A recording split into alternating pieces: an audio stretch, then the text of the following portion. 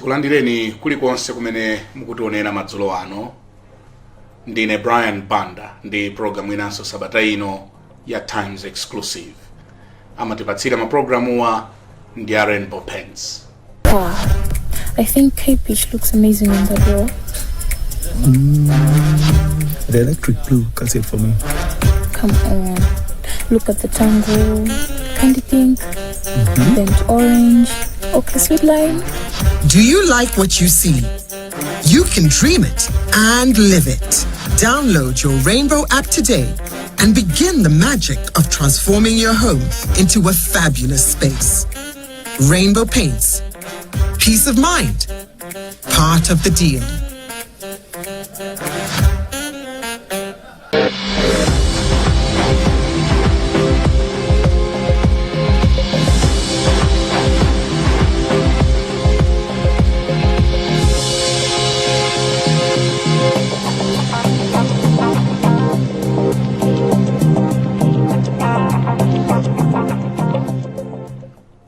Wanga mprogramu hii madzulo ano ndi mambo Hardrod Zeru Mkandawire amene ndi mkulu wa bungwe la Malawi Local Government Association. Tikulandireni bambo Mkandawire madzulo ano. Athokoza kwambiri banda. Dzina ali Hardrod? Yes. Zeru zatikome Mkandawire. O Zeru zatikome? Yes. Ndi mnango lidula? Nango lidula. My father was tikome Mkandawire. Oh. Yes. So Zeru zatikome? Yes. Why is that name important? Yeah, it is important because there are circumstances that led to my birth. Ndiye nangonena kuti Zeru means tumbuka means Zeru. Okay. Yes, but mwanayo. So the rest I think let's keep it private. The rest we should keep it private. Sure. But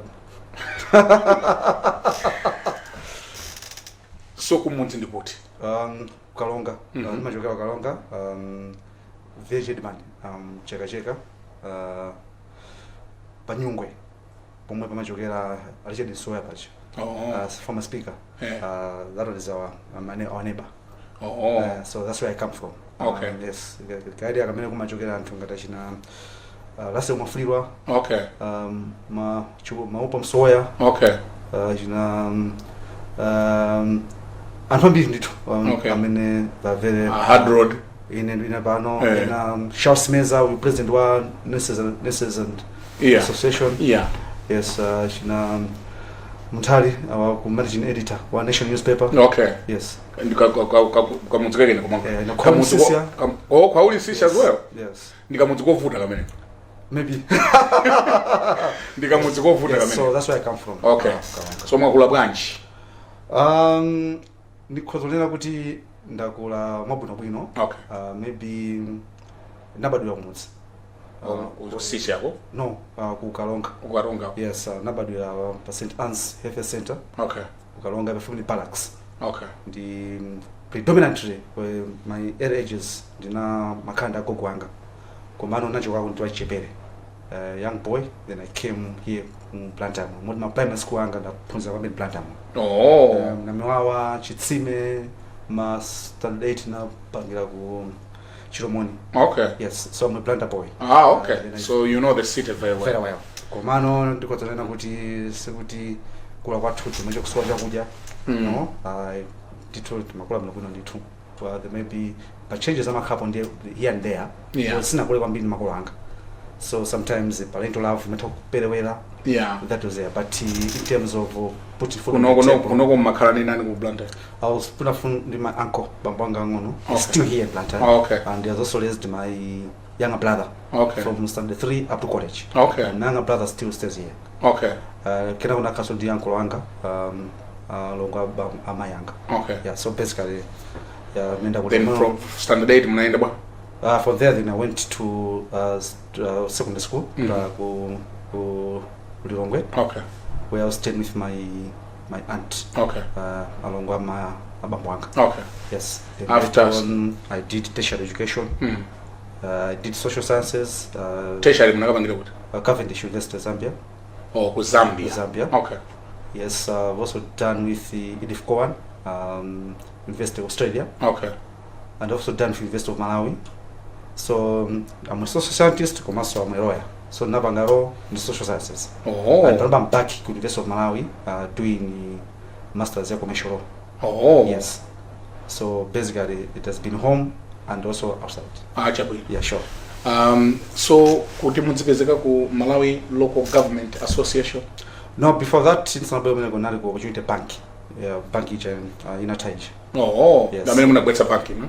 Yeah, would be because I was part of management. Oh. Yeah, so I can say yes, maybe.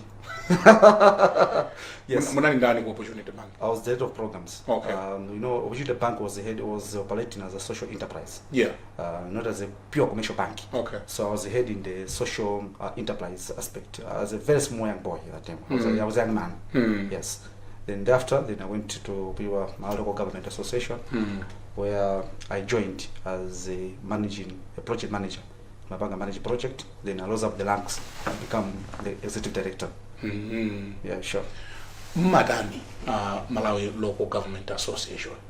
Yeah, so basically, MAGA is an umbrella body of all local government authorities in Malawi. Established by the government to help the government realize and sustain its decentralization agenda. Okay. Could have the of its obligations through research, policy dialogue, advocacy. That's our work. We do policy research and as well as policy dialogue and advocacy, and as well as capacity building of the membership. And also the presentation. Kuna kuti pomwe afuna kuti mwina ma council onse apangidwe represented. Nthawi zina sizingathe kuti ma council onse abwere nthawi imodzi. Maya kufuna representative mmodzi awiri the representative body yomwe both the constitution komanso the local government act mapanga organize the association. So zilipo zimene mwazikumbutsa hapo boma?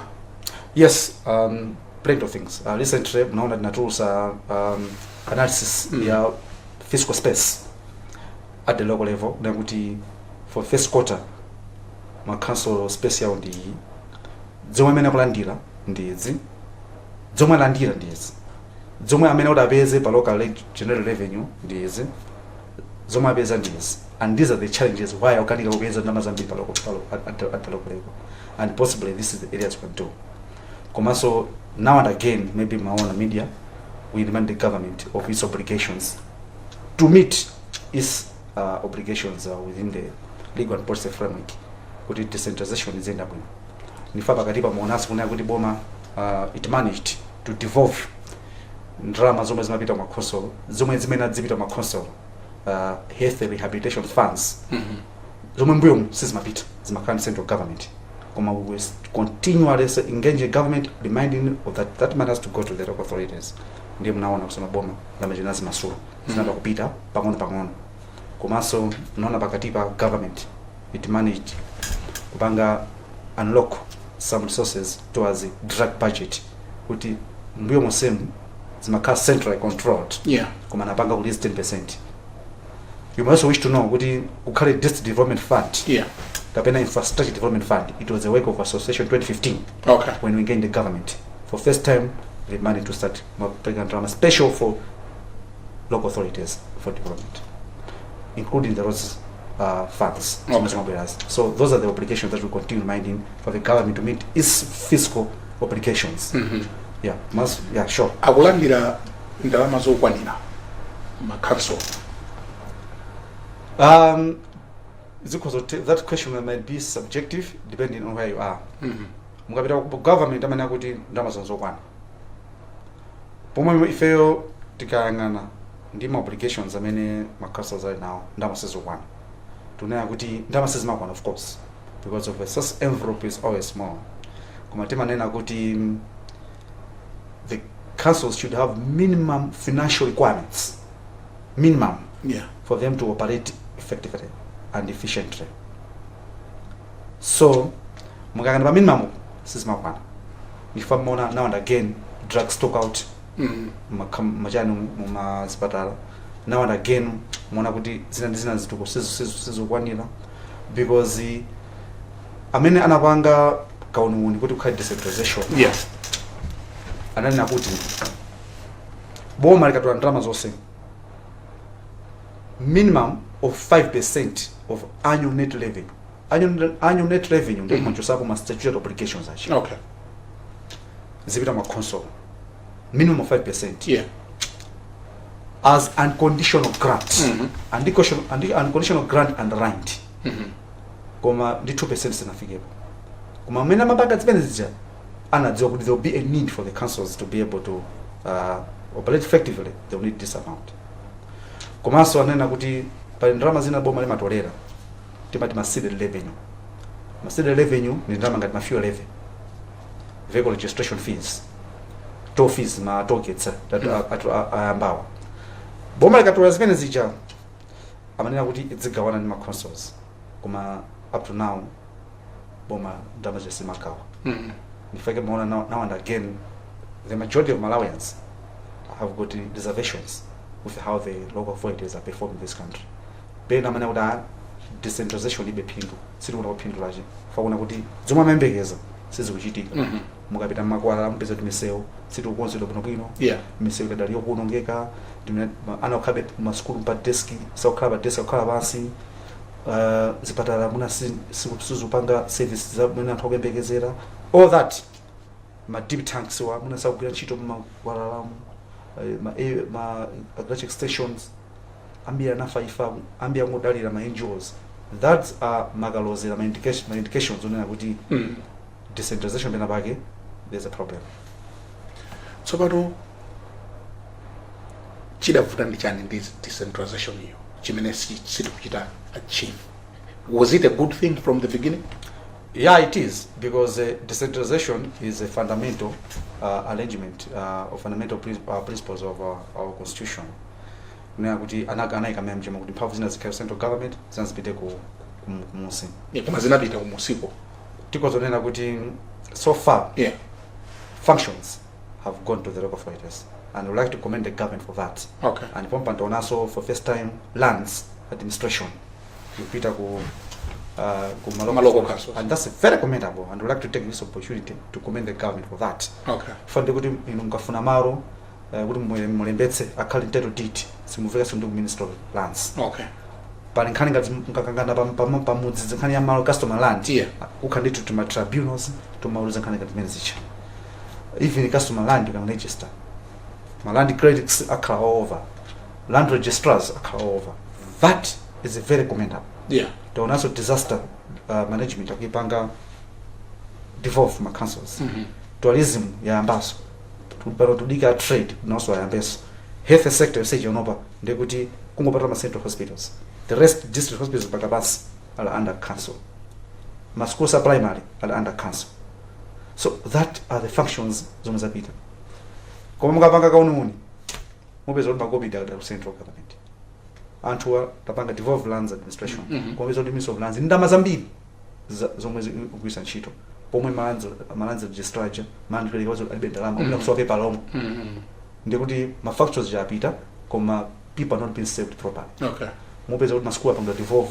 Koma ndama zikala minister of local government. Minister of education level. So function wise we're making a good progress. Where our problem now is in political decentralization, also fiscal decentralization. To kuzipanira kwambiri central government. Chifajani chizocho. You know, fiscal devolution possibly we can make a speculation kuti you know money is power. They say he who pays the piper calls the tune. Maybe sometimes a fear unena kuti tikapa sababu ndalama they'll have autonomy and they'll be able to call shots. They'll be able to make decisions on their own. And normally sometimes political actors don't like subsidiary institutions are very powerful. Because they like to call shots. They like to manipulate them for their own personal political convenience and gratification. Timona ngati choncho kuti maybe amafuna kuti mphamvu zozikhabe kuntundako aziti ichi. So that's what our observation is, or our speculation would be in terms of fiscal devolution. So to control the resources. You know, where you could control resources, you have a leverage. That's right. You have authority. So that's what we're speculating. But that is at the expense of the Malawians. But I should also say, if the government would devolve the resources, that would not necessarily move the authority. but it would make the government tick more, Okay. possibly ticking, Yeah. and they would get the credit. Mm. And right? What would you consider as the most vibrant and efficient councils? Malawi muno. Panova, because we don't have scientific evidence. Yeah. Yes, so we end up speculating, but mumaona be makaso ena kuchita bwino. Kumanga miseu. Yes, komanso mumaona be makaso ena that become very innovative. Kupanga zinthu zonena kuti ndikupasa chisano chitipa district. Yeah.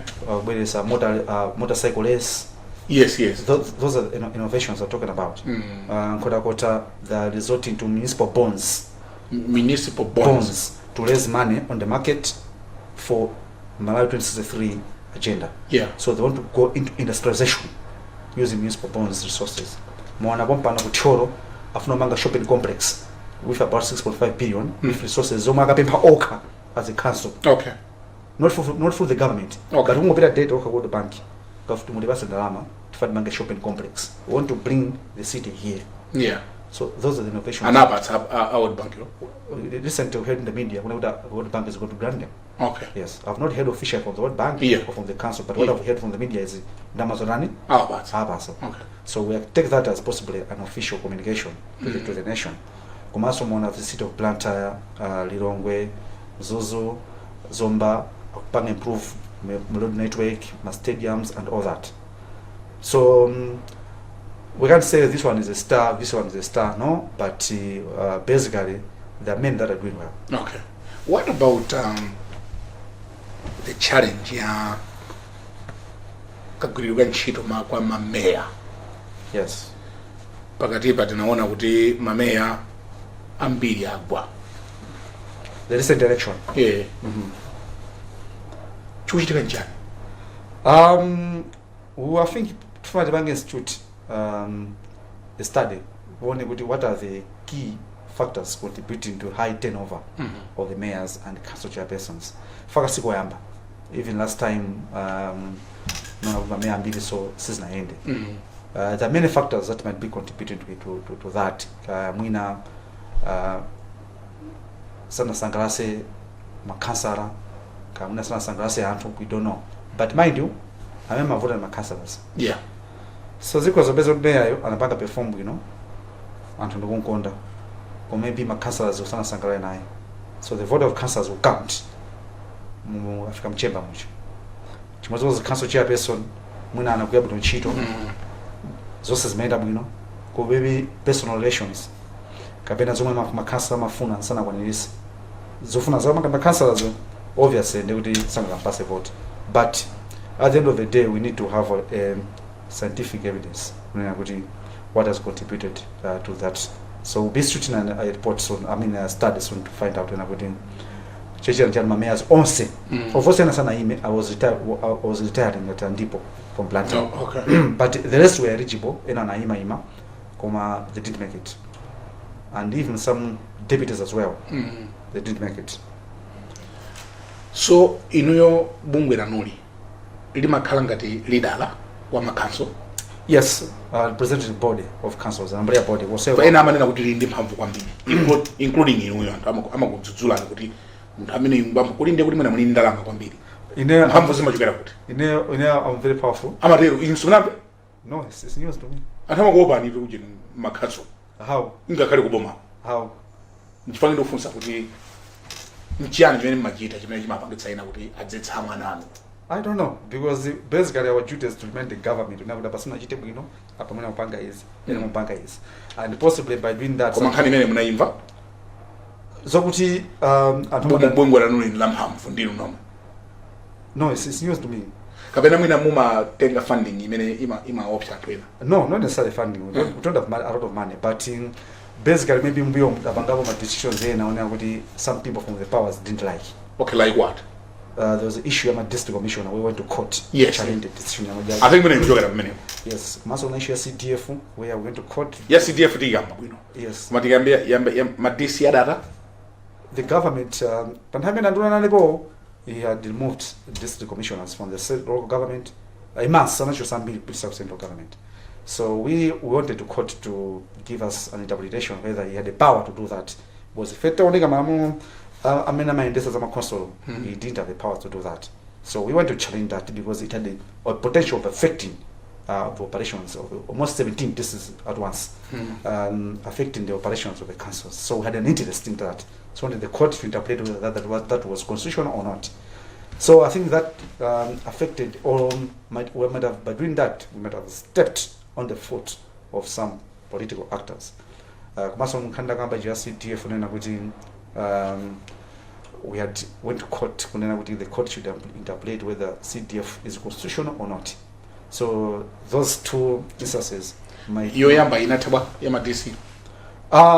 think the injunction was granted, but later on the court, the High Court dismissed the case on the basis they said the constitution was not clear as to who are the members of the association.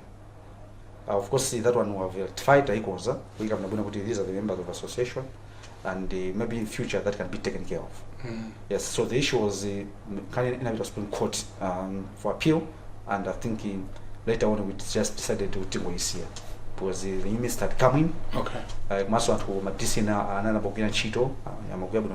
think we have to make progress. So we just discontinued the case. Okay. Sure. Yes, CDF nkawene unalipoti ba? As you're aware, Brian, there were revisions to the local, to the CDF guidelines. And that's in the Zambia. Then no kuti zikulanda mphamvu kwa DC, zikulanda mphamvu ya makhansala ndi kumpasa MP. So tuna kuti umwe tolera kwa thinking tidzafika so tidzabweraso mbuyo mwana ali muja. Yeah. Ndio we thought kuti tifunse kuti zomwe zapangidwa are they constitutional na kuti MP ampase izi achosele council komanso kwabwera ndithu anthu ena ake ona kuti akutenga mphamvu ya council kunabwera ma personal assistants ama MPs. Okay. Amene ife tikaonera amakhala kugasa chito ka council. So that's what we wanted the court to interpret whether that was constitutional or not. Komanso generally with CDF itself is constitutional. So all those two incidences, and when the political actors didn't like it. CDF. That one is still in court. Okay. Yes. Yes, it's still in court. Things not making a progress, but that case is still in court. Of course, my members of parliament and not just personal assistants, which was one of the issues that I think my council and but the case itself is still in court as of speaking today. Inuyo mkuona kuti CDF imaenda bwino mdziko muno?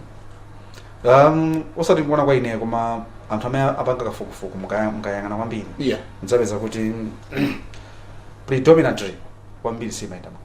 Kuli maera zena imaenda bwino, I think tiyamikire. Koma kwambiri predominantly kuli ma issues of abuse, ma issues of substandard work. Komanso munaso munamba mbuyopo ndithu mpaka ena ma former members of parliament kupita kundende because of abuse of CDF. So mukayang'ana ndalama za CDF jemene zimabwerera ma billions acho kumupange kafukufuku maso ndikafuku amabwera still more there are misgivings of how CDF is administered by my reports amene amabwera to support my report a Center for Social Transparency and Accountability ina kambwandira CCJB ni mabunga mbili when CDF imaendera and they are there for able to know. Maso mbio muja for minister of finance Malemu Dr. Kudo Gombe anapeka so report in parliament around 2016 when akuti CDF was under heavy abuse by members of parliament. And then I showed maybe 20 on Gombe CDF and soon I'm going to bring their names in parliament. Unfortunately, of course, mine was not in parliament. Pamene pamavuta ndi pati kuti ma MP ali ndi mphamvu zambiri, that's where you have a problem. No, if I was best yeah. First of all, and the problem we have in this country, too many funding windows are local development. Okay. Our wish would have been that on sale matumbo sale tapange consolidate into one. Ikale local development fund, district development fund, state development fund, so that we tichepetse zomwe zimabwera ndi ma abusers a multiple funds. So mukayang'ana CDF ije ima guidelines zake omwe mwina ndi mwina imadziona ngati kuti ikudera so mphamvu za makhansala, ikudera mphamvu za mphamvu kwanthu, ikugwetsa nsanamira ndi mfundo za mphamvu kwanthu za decentralization, komanso penanso ikuchepetsa mphamvu kapena kufuna kulanda mphamvu za control officer amene ali district commissioner kapena chief executive officer. So that's where we are. CDF ije mkamabwera ikana kubwera ngati kuti a local development fund, we have no problem with it. Koma imabwera so ngati kunena kuti ifuna kuchotsa political power, komanso not political power but authority ndi legislative mandate ya control officers. Komanso pena mukadzaona anthu ena amaza puchula so mfundo kapena kuti mandondomeko zinayikidwa ma guidelines acho kwapanga bypass using the political muscles. Kumudera DC kapena CO wophiza tongo chito ba council kunena kuti zofuna zawo pandali zikunesidwa. That's where the problem is. The perception ndi narrative iliko ndiona kuti CDF ndi ndama za MP. That's where another problem comes in. For CDF ndi ndama MP. CDF ndi ndama za MP. Si za MP. Ni ndama za chitukuko chapa kuswese level. Koma no mukayang'ana kwambiri perception ilipo, including majority of members of parliament.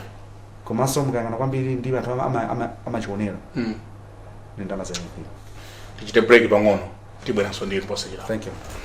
Ngati mwango tipeza kumene mukuonera ndi program ya Times Exclusive ndili ndi bambo Hardrod Zeru Mkandawire amene ndi Chief Executive Officer wa Malawi Local Government Association.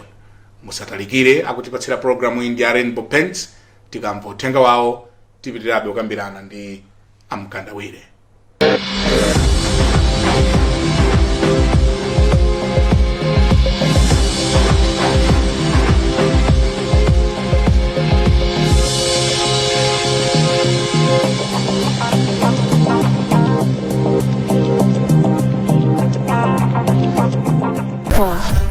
I think K-Pitch looks amazing in that role.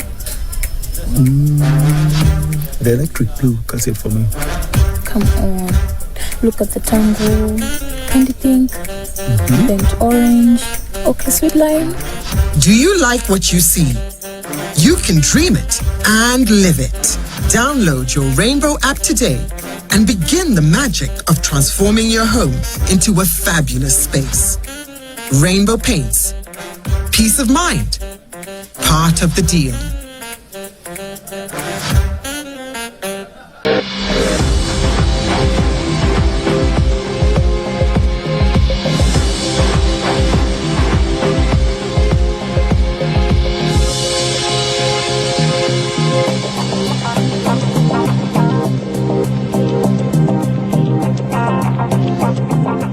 Mukuonera program ya Times Exclusive ndi bambo Hardrod Zeru Mkandawire, mkulu wa Malawi Local Government Association. Takulandira.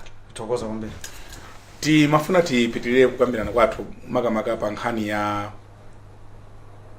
mameya. Kodi ma qualification au meya kapena wachiwiri. Amaenda patachuluka zokamba ndi mameya amene asankhidwawa. Mukudziwa za zokamba zimenezo? Yes. Yeah. Aware. Basically palibe qualification amene pali panduna palibe qualification ya nduna. Makhansala palibe ujeni? Ni kana kuti pali ma MP matha kwankha chizungu ndi kulemba. Chingerezi tero. That's all. Many members of parliament. Many president akusankhira nduna kuti it has pleased His Excellency to appoint you munthu wakuti ngati nduna. Chimodzimodzi if it is pleased the councillors to elect banda ngati mayor kapena deputy mayor mukhala mayor, and then there are no two ways about it. Bas mes maende. Come we have heard about those reservations. Some are valid, but at the same time we also need to understand the leadership in chovuta kwambiri. Leadership in chovuta dependa pake sunga chipetsa. Mukuzokhala ndi leader ona kuti you have got reservations ndi maphunziro ache mukupanga zinthu.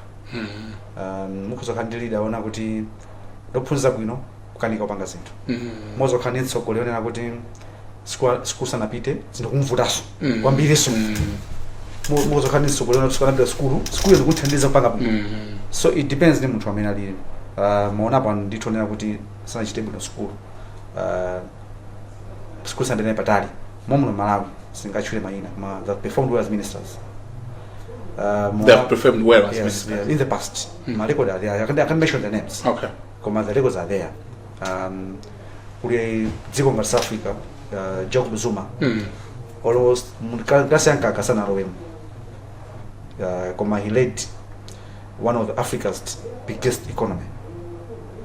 Buhari anegeza from 4 yakono Malawi. Koma he led Africa's second biggest economy. Nigeria. And Michael Sata, they didn't go far for education, but his 2 years was one of the best tenure of office for a president in Zambia. So in there, so Kolema Flabe school, can't rule that out. Yeah. Sometimes in even upon the school, Akozobakas in Zodabisa. Napoleon Zomwe is one of a good example. He chairs a number of boards, he sits in the board, and he said to be one of the effective board members ever. I mean, Makarama board of Senasiana. So personally, how he leads this company. Talimanja Holdings, it's a big company. Talimanja Holdings, yes, big company, not a billion company. Sara in the school. So Sana is from 2. Okay. And then I work up on the media. That's your school. So what I'm trying to say is, in the school and we need, and I'm a believer of education. In any one I'm not a school before because I believe school can unlock your potential, but it's not only school because of Bangazin. At Mena Bangandeke, as you know, Wilbur overlight. They're not engineers. Alright, Manabangandeke Mauruka, but they're not engineers. Schools are the so in the school of Funiga, and we need to encourage our council members to go for education. But some for me, Kupanga conclude. Yeah. Let's not rush into hasty conclusions. Put our sisi kwa ineleza, our sisi kwa ineleza ndawa. Mutumusa na mwoni. As I've said earlier on, the proof of the pudding is in the eating. Muntu amwone chira kozokira. Tira wegai. Ndeto woni kuti abanga banje. Komano until we came with hasty conclusions. Yes. Sindi kudziwa kuti bungwe lanu likuti bwanji pa illegal kapena substandard buildings. Zimene zikuchitika ndi amakanso. Abingo tanakana na kuti tiyambire 5 floors kumapita mwamba. Komanso makanso mupena mena akugulitsira malo, mena apatsirana zinthu. Iniyo ngati an association. Mukuti bwanji pa zimene. Because wakacho choyamba but malo ena amene mapereka it's not a council. Minister of Lands pena ndama housing ndese ndo malo ake mugamba ati nungo ife tikamaona timangona nzinda basi sirizo kuti kudawa ngandani. Yeah, so that's one of the reasons why our decentralization atu imakani ma issues. Chifuka muzinda muja muna multiple landlords. Yeah. Zomwe pa ideally it's not supposed to be like that. Okay.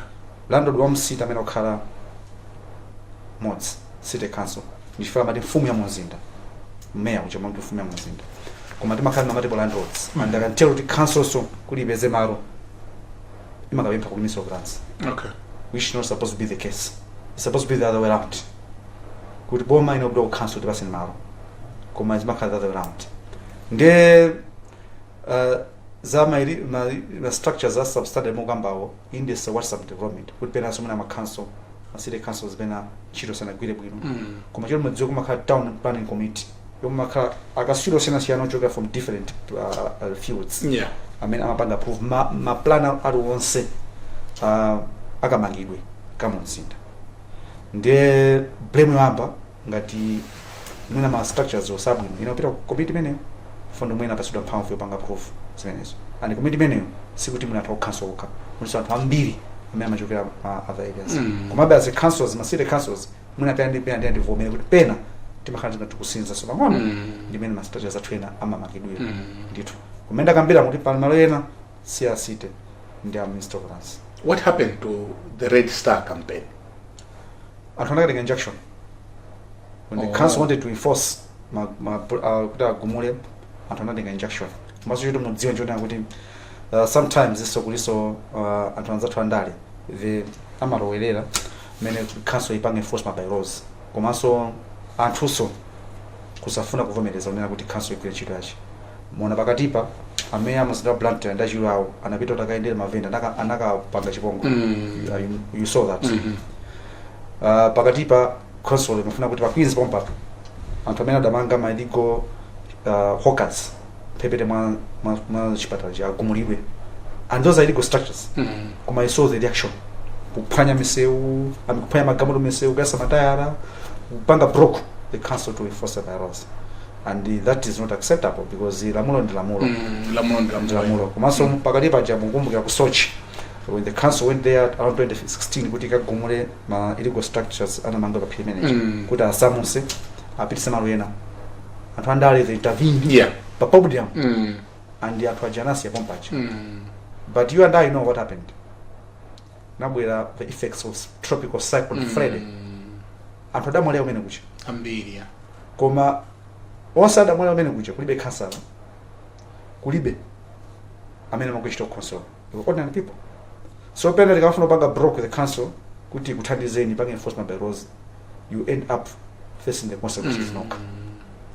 Mwana muna pakatipa anthu mphete mwasewu mwana ndi galimoto ikafana ngozi. So those are the things kuti one katika injection and katika injection hao ama baga suppress material facts maamulo ti material kunamiza court wika mo facts aboza kuti kosa court pass injection and uma double injection ija muna consequence no banga vacate the court ukanga let me masada kuti izinde mbuli zokhala bwanji chachiwiri political interference muntu usama vote ndifaka kompano nadzaona deputy mayor mnana pa program mwe amzinda wa Blantyre Joe Osman amakamba kuti ya ine singasekererezi because people want kuti musekera zinthu zikumala kuika and generally as a country tima sistana kwambiri. We allow mediocrity and stupidity to be normalized as a country. That's why one of the factors as a country we don't grow. Tima sekerera zopanda pake and we by and by we normalize that mediocrity, stupidity and nonsense as a country. Because upita kulanda maiko na auchita bwino, this is not acceptable. Ungotenga bodo kutaya kunja, you are in trouble. Or just kapabo gam, you are in trouble. Because people will not normalize zinzobebera. So going forward, kuti ma councils they are being undermined panga performa by laws. Ifata kati kupempa boma unena kuti abwerese lamulo lola ma council kulemba police yao. The councils should employ their own police, metropolitan police. Mungapita Zambia, chipata city council. Kapena Lusaka city council, inda police yake. Meya ujamena ndi Eddie Camp. Kutsogolo kuchi. Weka moto. Amena chiro yawo kungodzuka mamawa 7:30 ndikupanga enforcement by laws. Hardrod Mkandawire musataye madzi apo. Madzi luka madoti kupotsa. Amakhala all the town. Musataye chinyala lapo. Musamange apo. So from Monday to Sunday they are there to enforce my by laws, specifically by laws. Maona ko says mateka for the police ane apakapangedwe higher apasidwe allowance the normal police. Nde if we do that nde kuti tidzachepesa chipwirikiti ndi chifulimbiri chimachitika mu councils mwathu. Ndema di political interference ndimene ibuti political interference komanso kutenga ma injection and kawika ma injections amatengawo the suppress material facts unamiza court kuika zimzaboza kuti court apase injection amataona kuti sana tipase notice sana tisana mbali yathu pomwe anthu anaitanidwa kuzidwa pezo the in the long mama mangawa ndo sayenera kopasuda notice koma amatamanga kuti ukana zonsezi kunama kuti sinapasidwe ndikoti makuda ana ngasipoti munthuyo malamulo adziko namana kuti aliyese ali ndi right to have a legal remedy. Ndema mpasa legal remedy which is kuti injection dimene kuna kuti ufuna musaphwanyidwe wamakhala anama the suppress material facts. Mbali ya politics amasiya dala kuti mavoti munthu usama mavoti ake kuti mwawerenge all 50,000 sawana kuti mwawerenge mavoti osama venda maya munomu sawana 50,000 and Bingwa Mtalika, may his soul rest in peace, he blocked that tradition, that convention, and I would Mavena Satamagis. And you and I know Udzomene Nzindatuna in a Congolese. But come the election, you went balance side. So what tells you now with the Baribe Obari or in a Chisanko, the Siama vendor as a Panyalamulo. There's no any correlation unless somebody comes with the contrary evidence. Fight in evidence you may come. So tikalabendi vutola mavenda matauni mpepete manseo. Yes. Ena majiro so kujiro tawa mu misika. Problem the council was soon they will start enforcing the bylaws, and the people need to understand this. People so kolo kubezo nyengererana whether some political actors will not like it or not. Koma problem council yamba. Unaona kulirongwe the city council demolished my structures amene amangodo pamanda 25 to the ground. Akabanja almost 4 years. Akamalika ma injection kufuna kutendezedwa anthu andale. There's a lot of interference, but at the end of the day the rule of law prevailed. Mpaka those structures zinakugwesedwa, people lost millions of kwacha. So that will continue. My vendors from let me take this opportunity to inform them going forward the city councils are going to use my bylaws malipo kuti muchoke mwakhe mawenerera mukapange business malowenerera. Ku Rwanda zidatheka bwa Political will, high political will. You just have to follow political will. Now, as an example, ya Tayamalimu Bingomchali. Yeah. He just had to have high political will. It's easy. It must be done. As a country, let's do things in a proper way. Mkafuna kuoza zintu, even kuta agongole mwendo, amendo au kangeda upita. Yes, right. I remember President Dodaza Chagwe Mulumbirisa. He said, anabeka chisanzo cha mwana wao Nzukuru. Kuna Nzukuru wanga anachoka mwendo. So they had to kuna muongo analira kwambiri. Kuma there was no any other option. Kuma upanga zimene zoda claim. He just said that. If you might call. So that's what you need to do in any society. Even mwana ukamsekera kwambiri. Sikusanga cross. Kuma you need to say this is wrong. You have to switch off your TV, go and study. Kalira, it doesn't matter.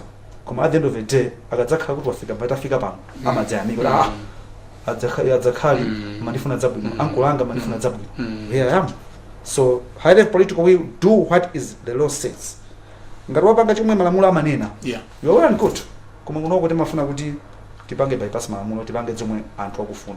Pano malamulo wo anasidira. Chima tivuta nchani kutsatira ma bylaws. Zokodza palipo sezi nzoletsedwa. Zogulitsa pano ndiye mpaka sausage achita kugulitsa pa museu sausage zigege zitumbuwa zoseza zikuda tukona zipangwa museu. As a human being, it's a human nature to undermine the law. Iyo ndiye chibadwe cha munthu ufuna kuphwanya lamulo on charge atafuna kuphwanya lamulo bana bali wonse it's a human nature to break the law. That's where now it comes enforcement. Ndimenda kamba kuti when the council wants to enforce ndiko makhaso pano iyayi emkulakwa yemanikayo pakati pa mnadzaona kuti the city of Lilongwe imachita chimanga chomwe chinalimidwa mosasata malamulo malo osayenera and akuba they are using that as a hub ufuna kuchwa manyumba anthu ena 44 and people complained anthu akuchoka akutibera. So the council when they akachita chimanga kunatoka kalata ku Ministry of Local Government chimanga chisene kuchecha. That's interference we're talking about. And we should issue a statement to say no, the ministry does not have power to council to enforce duly enacted by law. Let me underline that one. Duly enacted by law. Ma bylaw jagabanga ama kusaga news kuti tatu sama bylaws ndiye amene alina uzifukwa ale abuya dzaone ndikulesa kuti ndizifukwa izi things. The council kana kusaba bylaw kuti chimanga simngalime mpero mwansewu inu mwana kukanena aya ineso ndikwiza nazo asana panga approve anduna chifukwa kuti izi ndizi zokuphwanya ufumu wanga ngazizoyenerera ayi mabauza achotse koma ngati mabauza apangidwa duly enacted potsatira ndondomeko zonse no one has got the power to say izizi msapanga enforce. So that's where now we start when as a country pang'ono as a small and charcoal kuna kuti makala tangoponya khala monse Yeah, masipa yeah. ndi akunyeka Akunyeka. because the council now is being undermined forced by laws alisangobanga zimakufuna kozokodza apa kozobanga structure apa kozobanga icha kozobanga Free for all. a role in this society, and that is going forward we need to stop. Inuyo mulibiretu mphamvu association to look at these issues. No, the powers is with the council to Okay. enforce. Not even the president has got the power to enforce. The president can only make sure kuti amene amarowerera. Asalowere. But no one has got the power to intervene. The council. The council ndimene pasidwa mphamvu namo kuti iniyo mupange enactment by laws mukapanga mupange enforce. Nde olandu mnasanganya muke panoda gumulani ichi. Council ino tipange resolution ichimugumule ndi kumpasa mtu notice. Okay. The minister can only say kuti why are you not enforcing the laws? Okay. So if first as an association I would ask to ask why my bros mupanga enforce in the matter of injunction kumaso akuta kulowerera. So it's our duty now to engage listen to actors with DI msakolere ndifake pakati pa statement. You always our parent ministry, our line ministry, or local government tepani makolo athu mwalibe mphamvu yolesa mu city council kuchicha chimanga. And minister Lativela, that was the first chimanga cha anachigwesa basons. Kunjaku makanso angaphunzire zotani mmene amagwirira ntchito zawo. As in Malawi. Yes. One, choina kuti the way we conduct our business. Okay. The councils have to ensure kuti are innovative. Okay. Because in Zukusinta, innovative the way they do the business. Issues to do with revenue generation, issues to do with the automation of services, and all that. They need to think outside the box. Now, as an example, patrol. Could the council decided to take Kalapansi? What can we do? We need a shopping complex. Kumandama Zomatinazo says one. They went outside the funding windows, coming from Drama Zabadea, to start on embarking on shopping complex. And the Uba Senso Sans Young Kodawot. Now, they said, okay, as a council, we need to contribute to realization of Malawi 2063. What can we do? Depends on the Lamas Okadi industrialization in an industry park. Commands Lamas Boma. It's not enough, it's not sufficient enough for us to do this. What do we do? Let's resort to municipal bonds. Alright? I've also given an example of Chitipa. How can we do to promote tourism in Suku Hill? Then the weather on the market on outside, mobilize resources, Kudazibanga, Mamuta, cyclists. So these are just a few examples that I've given to you now. Yeah. Let's think outside the box, Magosana. Let's prioritize the interest of the citizens. Akuti nthawi zina mwina ndi mtundu wa mameya amene tinawo kunjaku amakhandi ma executive mayors. Yes. Likhoza kukhalanso vuto limene tinalo. Yeah, that would be one of the reasons. Kuti menda kambira kuti ngati wanda wanena kuti ichi msachechi. Yeah. Panopa zikhazi kuvuta kuti meya nene kuti apitirizana, but they don't have those executive powers. Okay. Unless when council ibwere kumaneso they make a decision collectively and all that. Koma the executive mayors amakhala jona kuti amakhanika cabinet kake. Amasaka cabinet. Ndi kumakhala all day full time in the office. And the decision that he has made, as long as within the malamulo, the policy becomes final. Maybe so many angarani chipanga undermine that decision unless opera court wakadenga muna thandizo pofuna kulesa that decision. We had last time proposed kuti declaring executive mayors. Okay. Kuti anthu akhoza mavota nawo. Inobanda kunoko ndine tikhoza kuvota kuti akuda kuti akhala mayors ndo planta. Oti se councillor. Ndisi councillor nditungu pa board paja. Mama makhala ngati msimu masite ndekuti zikhala ndi quadruple. Okay. Alright? Ndekuti tisankha president, MP, mayor, ndi councillor. Okay. Those come about for. Okay. Ngati mimizinda na town. Okay. ndekuti munthu uja straight akhala ndi authority yazimene zonse koma I think there was a technical defect yomwe inachitika fa zimene zinavomere tinagwirizana ndi minister of local government tamene komano malo modziyika mu presidential parliamentary and local government elections act anakadzika mu local government amendment bill so that's an opportunity we missed chifukwa zikadzalowa mu tamene amapanga consolidate presidential and parliamentary elections act ndi local government elections act kuti zibwere pamodzi. That was an opportunity that we missed. Tikanadzika mene mucha kuti going forward next election at least anthu asazapange blame makhansa ngati mayor asankhayo sakukhusidwa naye ndio vote anthu not the councillors. That's what we wanted. Komano still more there's an opportunity that possibly we may see how best can we push it going forward.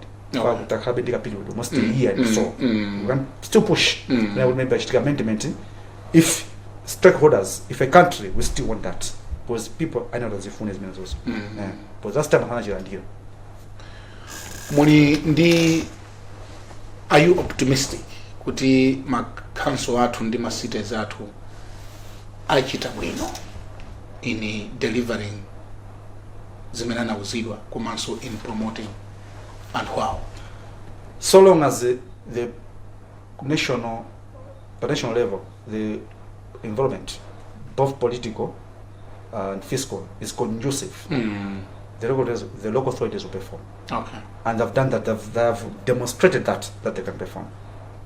Munaliso ndi nkhawa kuti ma DC ena anasamutsidwa kuti ma DC asamasamutsidwa. No, what we said is kusamutsa munthu siku lako and malamulo ama patsa mphamvu nduna edza maboma ang'ono local government kuti only recommendations of the local government service commission akozochosa district commissioner kapena director wa council from one council to another malamulo dzilima koma malamulo mulibe amene ampasa mphamvu naliye so dachose to DC and place to government. That was our contention number one. Two, time manager, even how to transfer from one council to another, the law says the local government service commission, which is an institutional body mandated, it's young and you can get recommendation and do now to find our day our soon to the council if is in this to improve efficiency and to have councils that are fit for purpose. Koma sisi nachitike anthu anthu amene anakuganiza ukha kuti uyu achoke zifuka zake sadatuza and kwacho sosati kuchoka council ilipita council ina koma kwapanga post kuboma lalikulu ndezi ngati kuti kutenga talent yomwe yapangidwa train ukapasa umwe kulika talent kale yambiri that's what we objected. Maso number 2 inde ngakhale malamulo amampasa be nduna yochosa council kusipanga transfer DC choka pakapita uko kapena director koma takatopanga observe na kuti muna mbuyomo amapanga very frequently ndezi mapangisa kuti munthu should fail to properly account for his performance for example a couple 6 months hapa or 1 year or 6 months it's difficult to attribute my success kapena my failures of the councils to that person. And they we said no mozasi ya bega period unaka failures kuti one should properly account for his performance or her performance komanso financial management kuti failures iyi ndamatanja ndizi models apanga bwino zimakhala bwino and ithokoza kwambiri the current minister ona bolija chimwendo panda MP I need to my transfers our pokando kazi and that's the stability has brought stability in the respect and we commend him for that. Siamu funinga ma transfer fupi imeta kamba kuti how can you account inubanda akuchotsa ndero mapita kunzuzu studio bureau after 6 months mapita ku kulilongo kena koma mabo yasoko ndaza kama ya ulongo jawo ngano ngadi banda it will be difficult ndachoka kwenero koma at least a period yona kuti anthu amanena kuti the period omwe muthu akoza kupanga account bwino komanso panga perform bwino ndi affiliates. Okay. Ndifake makota nambiri amasiwo amakhala affiliates. Chifukwa amene anapanga kafukufuku anaona kuti affiliates ndio kwanira munthu kuonesa zinthu ma indicators makalozera kuti ndapanga icho ndapanga ichi. Komanso mdzaone kawiri ma financial standards, international financial standards mena kuti muone bwino kayendesedwe kachuma mwena kupanga investigate affiliates, previous affiliates. Ndifake mukafuna kuti kupeza ndalama kupempha ndalama mabunga amati mutipase audit reports for past years. Ndeti muona kuti akansiya munthu pa affiliates pa council pachi. One tikhoza kumapanga ndithu account for performance ya affiliates isangapeke an excuse. Ndekuti munthu ndiwolephera. Komanso affiliates it will be easier for one to know kuti drama is zinaenda bwino, yes zinaenda bwino. You'll be able to make somebody to account properly for his financial performance, the performance ya inakuya ntchito yacho. Nthawi yatithe mawano omaliza ndotani matsulo. Basically what I would like to say is that there cannot be a local central government without local authorities.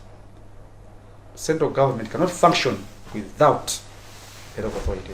Tropical cyclone flood response, COVID-19 response taught all of us that the local government are central and strategic to realization of a national agenda. That being the case, our expectations ndone yakuti pakuti ma functions iwo tagawana bwino let also on the converse share the public resources equally. Let the functions be full with finances. Samakale the other way around, because the central to realization of Malawi 2063, both medium, short term and long term, are the local authorities. Bambo Hardrod Zeru Mkandawire, mkulu wa Malawi Local Government Association, tikuthokozeni pokhala nafe ndikutuunikira pa ntchito ya ma local councils matsulo. It has been a pleasure, Brian. Thank you very much for having me in the program. Thank you very much indeed. Thank you very much indeed. Pamene panso ndi pamapeto program yathu matsulo ano ya Times Exclusive ndinali ndi Bambo Hardrod Zeru Mkandawire amene ndi mkulu wa Malawi Local Government Association. Ndine Brian Banda maloma ife tonse kuno ku Blantyre, tingoti makomanonse and goodbye.